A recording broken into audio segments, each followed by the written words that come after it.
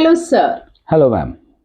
कुछ बात करें यार न्यू एजुकेशन पॉलिसी पर जी कि जो आजकल का न्यू पैटर्न आया है कि जी एमसीक्यू बेस्ड ज्यादा है। जो जी। सुनने में आया है 70% एमसीक्यू एंड 30% रिटर्न। सर इस पे कुछ प्रकाश डालें, बच्चों को कुछ गाइड करें।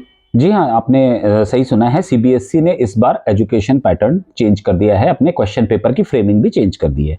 इस साल मींस जो अब एकेडमिक ईयर उसमें आने वाला है 2025 का जो सीबीएसई बोर्ड एग्जाम्स होगा 10th और 12th दोनों के लिए ही सीबीएसई ने 70% पेपर जो है वो ऑब्जेक्टिव बना दिया है।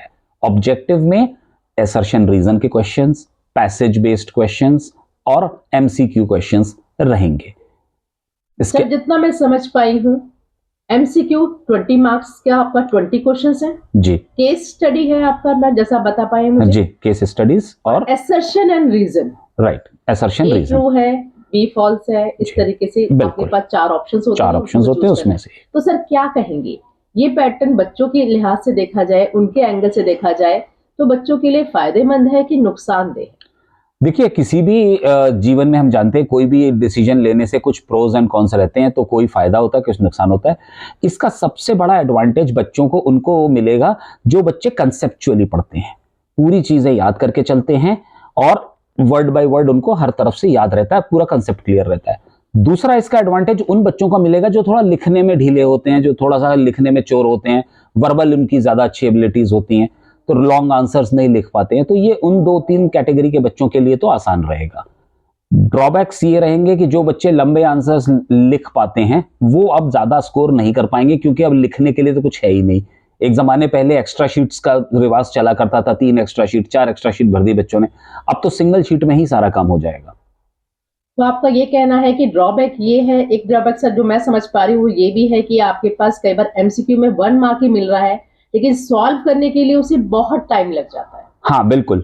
देखिए, होता क्या है कि आपको एक नंबर के लिए बहुत जद्दोजहद करनी पड़ती है, पूरा पैसेज पढ़ना पड़ता है, उसमें से आंसर ढूंढ के निकालना पड़ता है, और जो कि शायद कई बार नहीं भी मिलता। उसमें एक दो बार ऐसा भी केसेस आया है, क्योंकि वो आपको केस के दूसरे के अंदर होता है, तो पूरा का पूरा बुक अच्छी तरह से पढ़नी पड़ती है, एक एक नंबर के लिए होता है। अमूमन पहले जो लॉन्ग आंसर्स हुआ करते थे उसमें बच्चे कुछ ना कुछ लिख आते थे सब्जेक्ट से रिलेटेड, तो 2 या 3 नंबर मिल जाया करते थे, पर इस केस में अब ये सब एलिमिनेट हो चुका है, या तो आपके फुल नंबर आएंगे या पूरे के पूरे नंबर जाएंगे। ये वाला केस है, अब मीडियोकर वाली कहानी खत्म हो चुकी है। मीडियोकर की कहानी खत्म हो चुकी है। जी आर या पार की लड़ाई इस बार बच्चे लड़ेंगे। बिल्कुल, या तो उनको पूरे मार्क्स मिलेंगे या उनको 0 मिलेगा। बिल्कुल 0 मिलेगा, क्योंकि एमसीक्यू में 4 ऑप्शंस में आपने नहीं कर पाए हैं तो 0 है, और अगर है तो फिर फुल है। फुल है। थोड़ा सा सब्जेक्टिविटी, जो लॉन्ग आंसर्स अभी 30% का जो बचा हुआ है, लॉन्ग आंसर्स और शॉर्ट आंसर्स और जो रिटन पार्ट रहेगा वहां पे ही सब्जेक्टिविटी आएगी, बाकी सब बराबर रहेगा। चलिए सर, धन्यवाद आपका बहुत बहुत इस सब गाइडेंस के लिए। देखते हैं आने वाले समय में बच्चे किस इस तरीके से इस न्यू एजुकेशन पॉलिसी को फॉलो करते हैं, इसका लाभ उठाते हैं। Thank you very much sir. All the best students.